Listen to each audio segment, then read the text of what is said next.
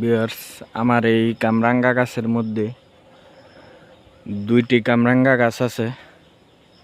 এর মধ্যে প্রচুর পরিমাণ টিয়া পাখি বসে। টিয়া পাখি আমার খুবই পছন্দ। দুঃখের বিষয়, কামরাঙ্গা গাছের মধ্যে ডালগুলো এখন কেটে ফেলা হয়েছে, আবার হলে আসবে।